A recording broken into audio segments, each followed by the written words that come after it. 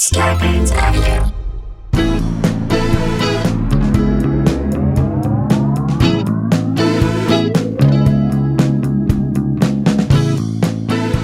Hey guys, welcome to another episode of Sklar Country, the virus edition, aka the Pandy Pods, aka Two Jews No Rod Gurus, aka dunking Pratt cronies in the trunk of Fat Tony. Hey, it's Fat Tony. Dude, is Hudaman bringing it? Hudaman is on it. I love it. Mike Huddleston, aka Mike Huddleston, aka the AKA man, aka Rex Huddleston, aka our New Zealand assassin. Connection. He's the New Zealand connection. Now, we're not talking old Zealand. This is New Zealand. He's New Zealand. He's old Zealand. This guy's old Zealand. Old Zealand. I'm going to call him Old Zealand. We got those. Mike Huddleston, a.k.a. Old Zealand. Thank you so much for sending these in. This is, again, the community that I love. I love that you guys are a part of this thing.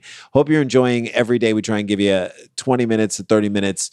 Check out our YouTube page. We just got approved so that we put some ads on the shows. If you just stay and watch those ads, that helps us out. Go on YouTube and look up Sklar Country. Let's jump into a story right now. Let's do it. Okay. So conventional wisdom these days says try and stay home as much as you can. Stay home as much as you can. Maybe go out, walk around and exercise. Yeah. That's a good thing. But home is where you're safest. Yeah, home is where you avoid the terrors of the world at this moment. If you go out into the world, things can kill you. Things can kill you. Lots of things can kill you. And that's the way it is unless you live in the bush in Australia. And our friend Eric Friedman went to Australia once. He took a trip like 20 years ago, and he was researching what to do in Australia. And every time he researched things to do, at every turn it was like, but don't do this, it's going to kill you. Yeah, there's so many things in Australia that can straight up kill you. I think, can I be honest with you? I think that has something to do with the fact that there are actually so few people compared to the amount of animals on the island of Australia. So it is a little bit like what's happened with quarantine, where the animals have confidence and the killer animals are just out. And it's like, yeah, you're going to wake up one morning, open up your door and see a spider eating a bat. Yeah. And you're going to be like, I'm going to die. So every time you look, don't rub against these plants. Right. They will kill you. They can kill you. Watch out for this type of brown spider. He'll bite you and he'll kill you. Don't sit on that blowfish. Don't eat old Vegemite. That can kill you. Right? Don't swim over in that cove. It's got like 8,000 sharks just hanging out. Don't get into a fist fight with a kangaroo. It will knock you out. You're going to die. It'll kill you. You know? If you do that type of research and then... Yeah, you can't tap out in a fight with a kangaroo. If you apply it to this type of story, don't, as you're walking, just don't look at that guy over there. So I've been to Australia, and yes, I saw animals and lizards in Australia and things in Australia that I'm like, this is insanity. So if you live in Brisbane... Yeah. Here we go. Yeah. Here we go. Yeah. Here's a story for you. All right. In the book. It's on the other side, I believe. It's every Australian's worst nightmare. What I mean, I don't understand. Like a 2-hour concert with Kylie Minogue. I don't know what that is. That's also a nightmare. Probably everyone's worst is making a cup of tea in the kitchen only to have 2 massive snakes fall through your kitchen ceiling. Wait, Jesus. What? Are Australians really thinking about that, Jay? Who conceived of that as a dream or even a nightmare? I don't understand this. I think they're retrofitting that nightmare into their actual. Now I'm going to be dreaming that. Yes. What in the name of Samuel L. Bronkowitz Jackson is going on in Australia? So wait. So you're at home. You're in Australia, in Brisbane. You're just chilling. You're making some tea. Trying to be safe. Trying not to go out in the publics and potentially. And you're staying away from people.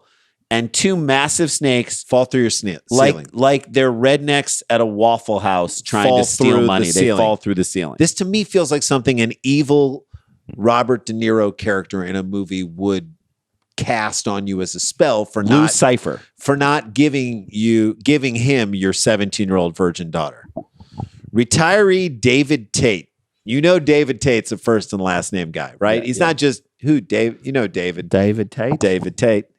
Even though he's retired, he always says that he's at your service. That's right. David Tate. David Tate at your service. At your service. David Tate to me. David Tate might even, when he's feeling a little saucy, say David Tate at your cervix. Yeah, that's when he's trying to make it with a lady and let her know that he's a little frisky. David Tate does also sound like a skateboarding champion from the late 1970s who just got fat. He just got fat. But back in the day when everyone was just badass hair, skating around the pool, he was the first guy to get all 4 wheels out of the pool. Over the edge. Right? Yeah. Tate rolls in, boom, party starts. So David Tate received a bit of a shock on Monday when he found 2 carpet python snakes. Oof. What? Carpet python. Are they? Why? Why are they carpet pythons? Carpet python does sound like a name David Tate would call his own penis. Yeah. Had tumbled onto the kitchen floor at his home in Brisbane. Can you imagine that? Before slithering away to the bedroom and the living room. I move. At that moment, I just move straight out of the house. Do you just move? Say, kids, we're gone. Guys, remember we love this house? We leave it. We don't love it anymore. We list our house. We leave everything behind. Stage it. That's it. We're gone. We Isn't don't that a live movie? in it. We don't live here anymore. 2 snakes live here, not us. Snake catcher Stephen Brown. Now he's in it. Told the That's Today his Show. job. Told the Today Show. Okay, so his title is snake catcher. That's his job. That tells you how many snakes are in Australia. If there's a guy who walks around and say, "What do you do for a living?" I'm a snake catcher. That tells you how many failed relationships he's had. It's the snakes or me, and then he's still a snake catcher. Look, I can catch all the snakes in a row, but I can't catch a woman who understands me. Stephen Brown, snake catcher. I want him to have snakeskin business cards. Is that wrong? The backstory, in my opinion, is that his wife was killed by a snake, and now he just wants revenge. A carpet python, right? Took his wife down, and now he wants to catch them all. Catches them to remember and to forget a little bit. He's Stephen Brown, snake catcher. Measuring 2.8 meters and 2.5 meters long. That is so long. 12 feet? 2.8 is almost 12 feet, a little over 10 feet. Yeah. No, is it? 3 feet per meter? Yeah, it's about 9 feet. Yeah. 2.8 is like 9 feet. 2.5 is like 7.5 feet. Right, yeah. That's so long. It's way longer than a snake needs to be in your house. He said, this is what Brown said. The snakes were, quote, some of the biggest and fattest he'd ever seen. Well, now he's just taking shots at the snakes. He is a snake catcher. I know, but he's seen a lot of you have stuff. to say fat. Like now you're going to body shame these Chunkiest. snakes. Guys, Growing. They're still growing. Listen to this phrase. This may be the scariest phrase of all. The third snake has still not been located. That's it. I'm gone. Why? What is going on? Sparking fears that it's still somewhere in the house. The other 2 snakes were relocated to a state forest close by. What? Close by? No, you get them in the forest. I think that's fine. But a third snake? How do we know there's a third snake? When was there talk of a third snake? This is like a death pool. Who's going next? It happens in 3s. You can't just have the 2 snakes. A third one's got to happen. Lute Olson, John Thompson. Who's next? Luke Carnesecca. Jesus, I hope not. The snake catcher is like, to me, this is the guy you got to look to. He's the guy who maybe knows all of it. I let him take my entire house apart. If there was a third snake in the house and we didn't know where it was, smoke him out. There is no way I could live in that house knowing that there's a third snake in there and I know where it is. I tent the place. Are you tent serious? the place and bring in the poison. If my kids see a daddy long legs, the nicest type of spider in the world, like it's off. Everything that we're doing is shut down until it's DEFCON 4 at my house. I know. Yeah. How in the world can you not find a third? How does anything happen if you don't know where the third snake is? Tate said he had seen snakes around his home previously, but never that big and never in the house. Well, there you go. I mean, it is Australia. Maybe you need to get Stevie Brown a little hut on a little site. Cabin on the property. An outdoor cabin on the property. Put him on the payroll. Every Australian who handles animals, is his name Steve? Maybe Steve Irwin, Steve Brown.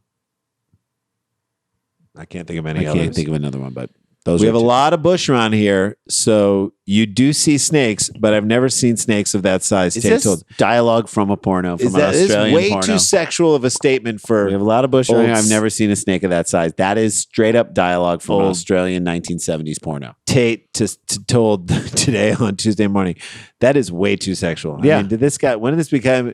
I put my seed in her bush for life. All right. Became the member of the Roots. With warmer weather approaching, Australians should be prepared for more snake sightings as they come out of hibernation around the country. Mental note, don't go to Australia at the end of August or beginning of September. I did go to Australia in the end of Don't August. do it, because here come the snakes. Nope. For snake catchers, this is a period of boom for business. Of course, for everyone else, Pure terror. that's it. That's Nightmare. what I say. It's a nightmare. Snakes in your ceiling. You happy for that? Falling out of the ceiling. I want to see all the bad local commercials for snake catchers because they're on, like they don't have the money to pay for a slick commercial. Snake catchers to me are like the used car salesmen. They're the defense attorneys, right? You know what I mean? They're slip and fall attorneys, lone wolves with ponytails. Basically, I imagine, yeah, doing their version of Mad Max or Randall Tex Cobb from Raising Arizona. Yes, right. It's everyone is like a layer of dirt on everything. He's or smoking it's low a cigarello. Crocodile Dundee's. That's it's right. Snake Dundee. Raymond Hosier, a snake catcher in Melbourne, warns that people will be crossing more snakes in the coming weeks. Raymond Hosier, to be fair, warns people of a lot of things. Yeah. You're walking in your neighborhood, you hear a voice from behind you saying, "Watch out for coyotes. They stole a baby right out of our stroller last week." That's you, Raymond Hosier. I didn't see you there. I heard You're you. in the dark. I certainly heard a warning about something I don't really need to worry about. Raymond Hosier in the house. You're grocery shopping. Watch out for that saturated fat count on that ramen. It'll get you every time, and then you'll be fat enough for the big snakes to come out and go after you. Wow, Raymond. Thank you, I didn't Raymond. see you hiding inside the frozen food sections in the cooler. Thank you, brother. But thank you for that. There's literally frost on your beard, Raymond, but it's good to see you. You know that snakes can hear fear. Yeah, I did not know that, Raymond, but thank you. Now I know. Great. I'm just going to grab my mail and go back in my house. I had no idea you are literally in our shrubberies. Whew. Because people are at home, Raymond says, and they are not out and about. We've got a perfect storm where people will see more snakes. Okay, so if you want to get rid of snakes, just don't be at home. So does that mean in Australia it's the opposite? You got to basically do the opposite of quarantine. So snakes are just hanging out in your house, and if you're not there, you just won't see it. That's what he's trying to say. Does that make you feel better, Raymond Hosier? No, it makes me feel I'm paralyzed with fear. It's scary. Under normal circumstances where Australians are at offices and at schools and whatnot, they're not going to see the snakes that are in their homes. So just don't be home and you won't see it. That's essentially what he's saying. That is the most terrifying thing ever. The snake catcher expects to receive more call-out requests as we enter spring, usually peaking at 20 to 30 call-outs. Does this guy feel like he has too much time on his hands? What is a call-out? Is that to be spoken about in an Australian rap song? To be called out? Yes, he got a call-out. A call-out? Hosier warned that snakes could be dangerous and not to deal with them without professional help. That's just him trying to get some work. Is that like, fear-based marketing on his part? It's a little bit like, you need us. You need us. We're here for a reason. Hey, guess what, Raymond? We're not going to try and get rid of a 2.8 meter carpet python on our own with a tennis racket, okay? No You're going to be called in to handle this, all right? If you see a snake, don't go near it. 9 times out of 10, if they're in your garden, they're passing through. Passing through to the other side of life? What does that mean, passing through? Like they're heading to their grandmother's condo? Jesus Christ. Jesus Christ. Can't even breathe. Snakes got me. Passing through, like, don't mind me. I'm just passing through your garden and sparking terror in your lives and your kids, scaring your kids from ever looking at the tomatoes ever again. Then this guy gives what is either the most truthful or the most BS advice ever. Okay. He says, this is his advice, Raymond. If you get bitten, bandage your arm straight to the hospital. Now, what does that mean? Does that mean that, like in Australia, there are just ace bandages rolled out down streets that lead to hospitals, and if you get bitten, just start rolling until you get to the hospital, right? Roll straight to the hospital. The ace bandage will lead you to the emergency Bandage your arm straight to the hospital. I don't understand that phrase. I think he was trying to separate into two thoughts, but he couldn't do it. Maybe he started coughing like me. I don't know. Then he says, when you get bitten by a snake, I don't know. I've never been to Australia, but this is the best line. Okay, this is it. By the way, on your way to the hospital, don't interact with a koala bear. You're going to get chlamydia. That's right. How crazy is that? So now, not only do you have to worry about koala bears giving you sexually transmitted diseases, you got to worry about snakes falling from the ceiling. Maybe a snake's going to fall out of a koala bear. You don't know. Without treatment, he continues, you're likely to die. With treatment, you probably won't die. Probably won't die.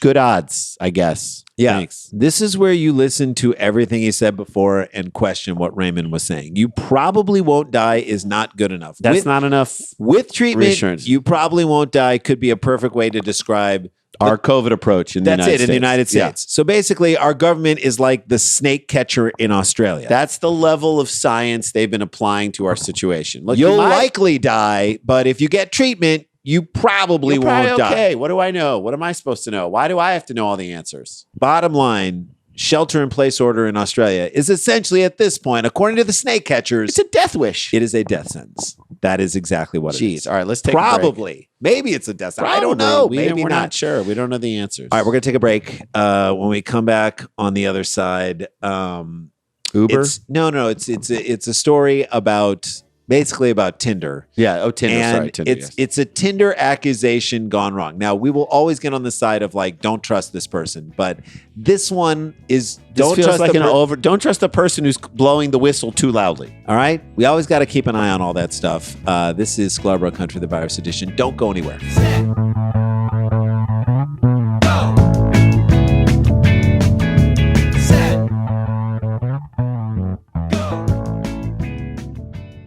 Hey guys, welcome back to the show. Want to remind you, get your tickets. We say this every show. Yeah, they're selling about 10, 15 tickets a day. So Right. we should be in about 10 or 12, 10 or 15 days from now, middle Sold of out. September, So we should be sold out. So please, we don't want you to miss out. It's a great, fun night. September 26th, Live Dump Peopletown. Go to eventbrite.com.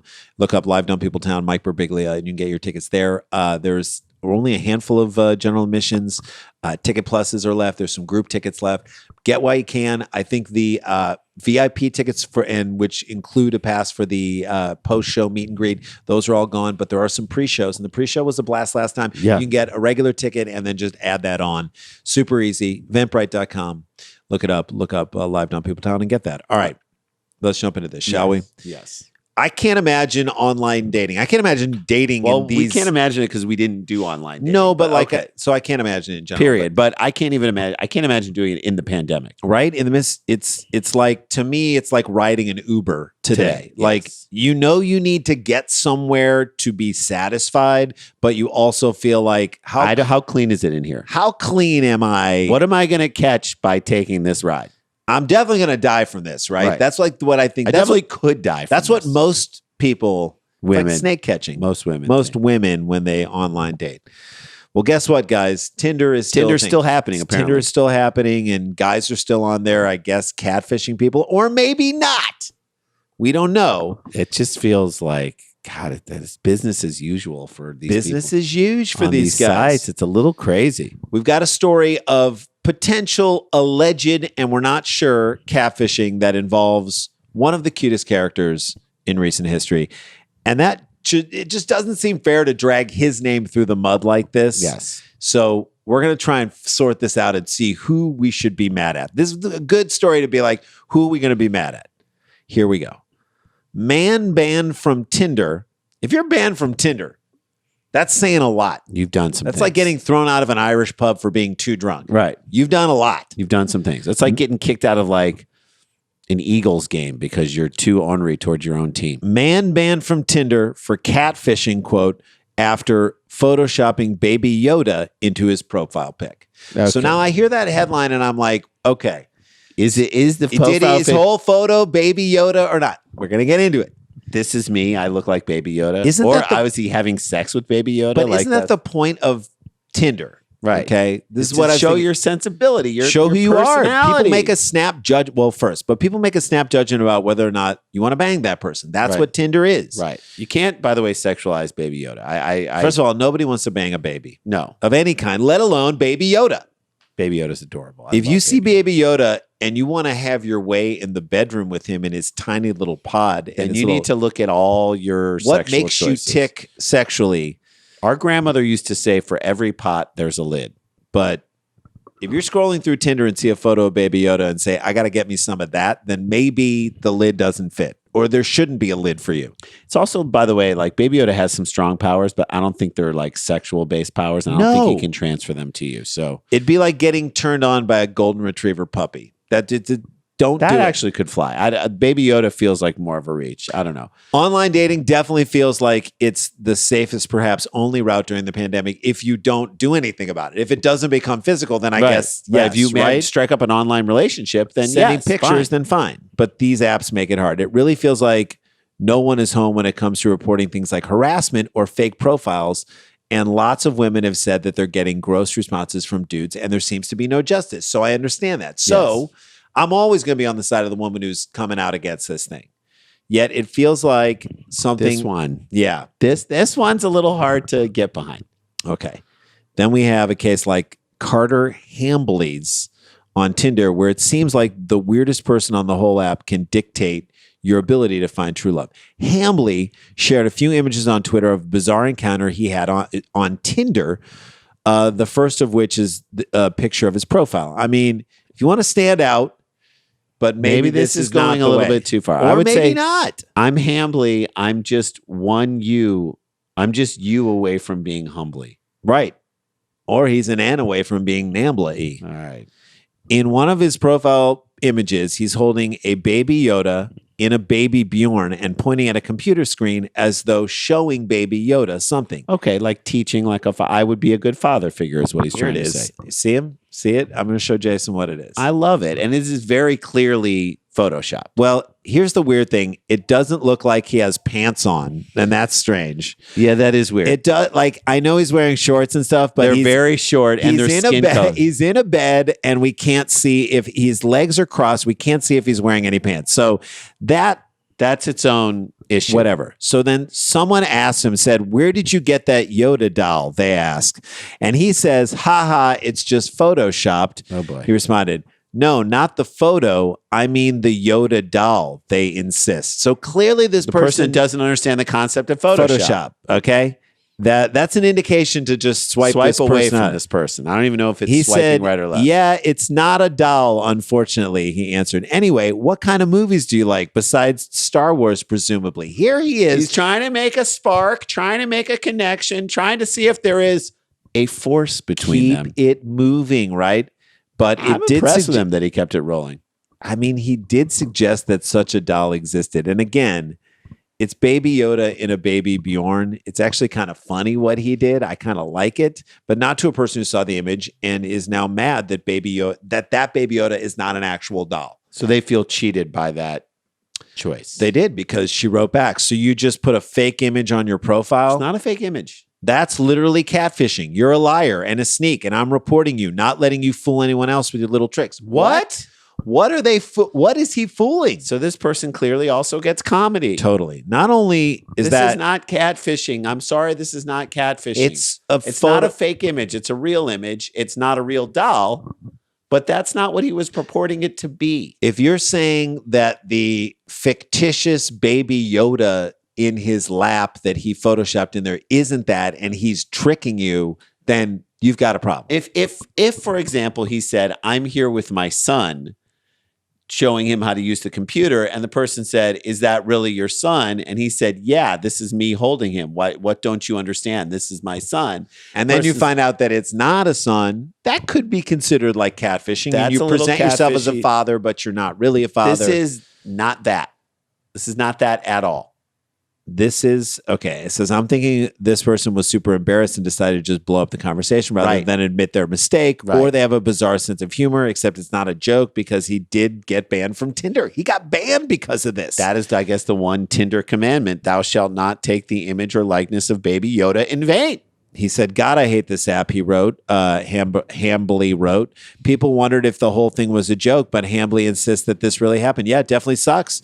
But I'd for sure take it as a sign to stay off the app. Nothing good can come from dating someone who can't recognize Photoshop." There Yeah. you go. So it's good to see, I guess, Tinder taking catfish seriously. But then you also have to realize that like Tinder really isn't looking into what's going on. They're just like Tinder is dealing with this situation the way Tinder relationships happen. It's all on the surface. What? Someone said catfishing? All right, Ban them. get 'em out. Ban Get 'em them out. Should Swipe we, 'em away. Should we dig a little deeper and Nah, investigate? swipe Nah, 'em out. Swipe them out. Swipe Swipe 'em them out.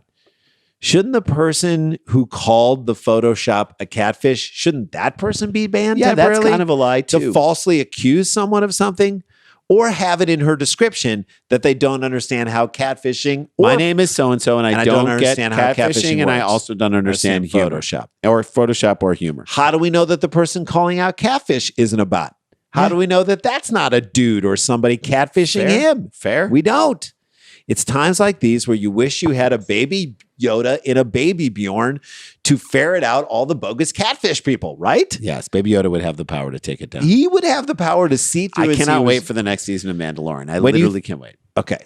So this guy had a picture of baby Yoda And this person couldn't realize that it was photoshopped or didn't understand it and called him a catfish. To me, it got me thinking about catfishing in the universe of Star Wars.